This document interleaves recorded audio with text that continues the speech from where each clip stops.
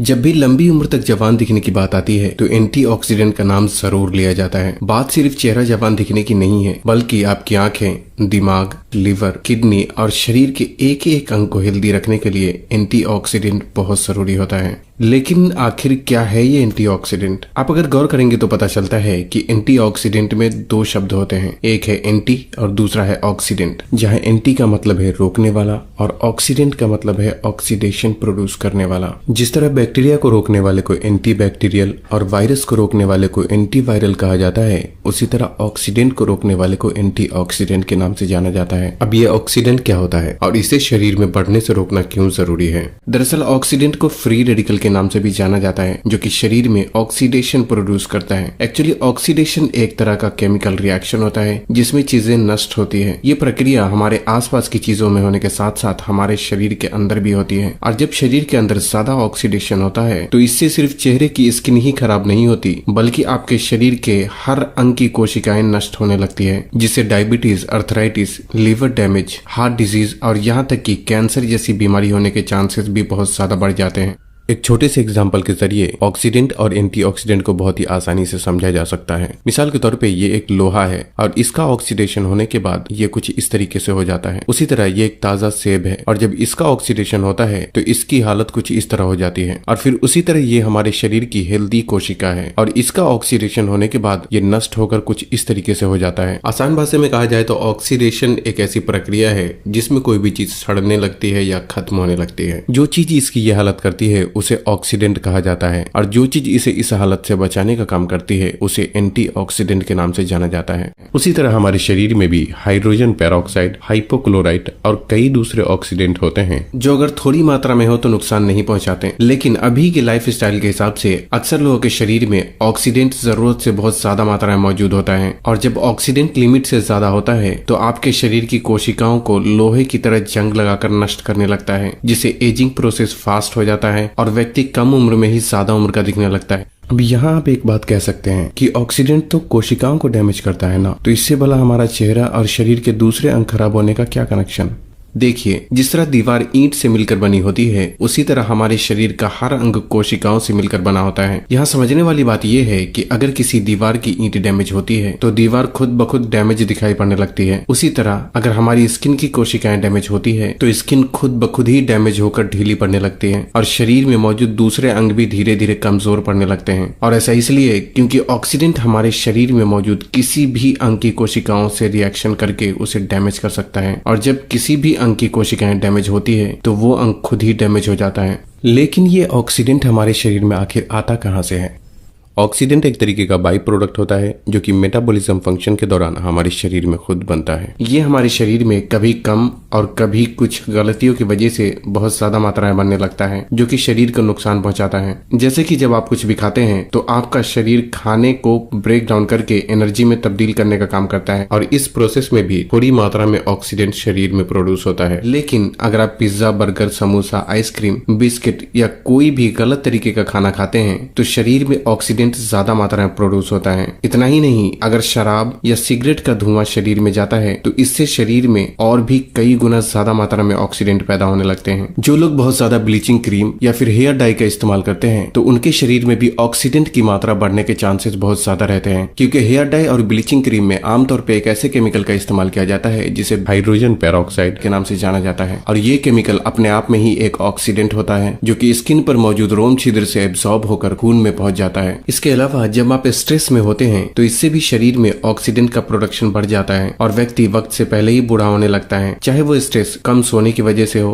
किसी बात के बारे में बहुत ज्यादा सोचने और फिक्र करने की वजह से हो या इंटरनेट के ज्यादा इस्तेमाल करने की वजह से हो। हर तरह का स्ट्रेस आपके शरीर में ऑक्सीडेटिव डैमेज को बढ़ा देता है, जिससे वक्त से पहले ही चेहरे पे रिंकल्स आने लगते हैं और शरीर उम्र से पहले ही कमजोर होने लगता है। इसके अलावा जब आप किसी भी तरीके के रेडिएशन के संपर्क में बहुत ज्यादा टाइम बिताते हैं तो इससे भी शरीर शरीर में ऑक्सीडेंट ज्यादा मात्रा में प्रोड्यूस होने लगता है। यहाँ तक कि अगर आप कोई ऐसी जगह पर रहते हैं जहाँ सांस लेने की हवा भी बहुत ज्यादा गंदी है तो इससे भी शरीर में ऑक्सीडेटिव डैमेज बढ़ जाता है और एजिंग प्रोसेस फास्ट हो जाता है। ये तो हुई बात कि आप अपनी गलतियों में सुधार करके किस तरीके से शरीर में ऑक्सीडेंट की मात्रा को कम कर सकते हैं, लेकिन फिर भी बहुत ख्याल रखने के बाद भी कभी कभी हम ऐसी गलती कर ही जाते हैं जिससे शरीर में ऑक्सीडेंट ज्यादा मात्रा में प्रोड्यूस होने लगता है और यहीं पर एंटीऑक्सीडेंट काम आता है। अब सवाल ये उठता है कि एंटीऑक्सीडेंट शरीर को बचाने में आखिर किस तरीके से मददगार होता है। मान लीजिए ये आपके शरीर की कोशिकाएं हैं और ये है ऑक्सीडेंट। जब ऑक्सीडेंट आपके शरीर की कोशिकाओं से रिएक्शन करता है तो कोशिकाएं पूरी तरीके से डैमेज हो जाती हैं। अब मान लीजिए ये है एंटीऑक्सीडेंट। जब ये शरीर में सही मात्रा में मौजूद होता है तो आपके शरीर की कोशिकाओं के लिए ये एक बॉडीगार्ड की तरह काम करता है। जिस तरह एक बॉडीगार्ड अपनी जान पर खेलकर मालिक की जान बचाता है, उसी तरह एंटीऑक्सीडेंट खुद बीच में आकर हमारे शरीर की कोशिकाओं को बचाने का काम करता है, जिससे एजिंग प्रोसेस स्लो डाउन हो जाता है और आपका शरीर ज्यादा उम्र तक जवान दिखाई पड़ने लगता है। इसलिए अब सवाल ये उठता है कि शरीर में एंटीऑक्सीडेंट की मात्रा को बढ़ाने के लिए क्या करना चाहिए। जिस तरह लोहे को जंग लगने से बचाने के लिए उसमें ऑयल या ग्रीस लगाकर रखा जाता है, क्योंकि ये चीजें लोहे के लिए एंटीऑक्सीडेंट की तरह काम करती है, जिससे लोहा लंबे समय तक जंग लगने से महफूज हो जाता है। उसी तरह हमारे शरीर को भी जंग लगने से बचाने के लिए ऐसी चीजों का इस्तेमाल करना चाहिए जो हमारे शरीर के लिए एंटीऑक्सीडेंट की तरह काम करती है, ताकि शरीर को लंबी उम्र तक जवान रखा जा सके। यूं तो एंटीऑक्सीडेंट कई तरीके के हो सकते हैं, लेकिन आमतौर पे सभी एंटीऑक्सीडेंट को 4 कैटेगरी में डिवाइड किया जाता है, जिसमें पहला है कुछ खास तरीके के विटामिन,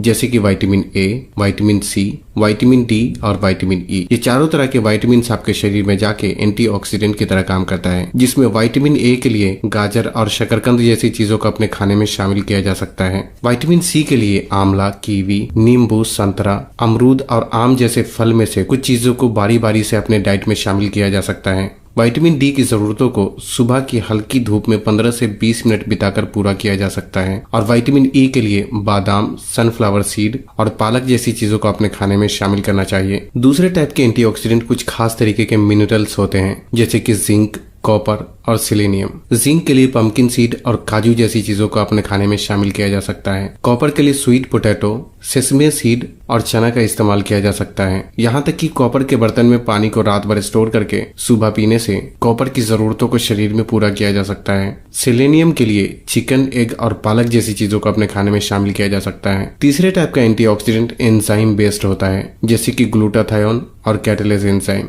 लेकिन ये हमारे शरीर में खुद ही बनता है। चौथे टाइप का एंटीऑक्सीडेंट पिगमेंट बेस्ड होता है, जो कि हर अलग अलग रंग के फूड में अलग अलग तरह के एंटीऑक्सीडेंट पाए जाते हैं, जैसे कि ऑरेंज और पीले रंग के खाने में बीटा कैरोटीन, लूटीन और जियाजेंथिन जैसे एंटीऑक्सीडेंट मौजूद होते हैं। पर्पल और ब्लू रंग के खाने में फ्लेवोनाइड और एंथोसायानिन जैसे एंटीऑक्सीडेंट पाए जाते हैं। व्हाइट कलर के खाने में EGCG और एलिसिन नाम के एंटीऑक्सीडेंट मौजूद होते हैं। लाल रंग के खाने में एलर्जिक एसिड, हेस्पेरेडिन और लाइकोपिन जैसे एंटीऑक्सीडेंट पाए जाते हैं, जबकि हरे रंग के खाने में क्लोरोफिल, लूटीन और जियाजेंथिन जैसे एंटीऑक्सीडेंट पाए जाते हैं। इसलिए सभी तरह के एंटीऑक्सीडेंट को अपने खाने में इस्तेमाल करने का सबसे आसान तरीका यह है कि हर अलग अलग कलर के खाने को बारी बारी से आपको अपने डेली डाइट में शामिल करना चाहिए। सबसे पहले तो हर दिन आपको एक बाउल भर के सलाद खाना चाहिए, जिसमें 4 से 5 अलग अलग तरह की सब्जियों का इस्तेमाल किया जा सकता है। अगर आप फल खाते हैं तो हर दिन अलग अलग रंग के फल को खाने की कोशिश करें। सब्जियों में भी अलग अलग रंग की सब्जियों को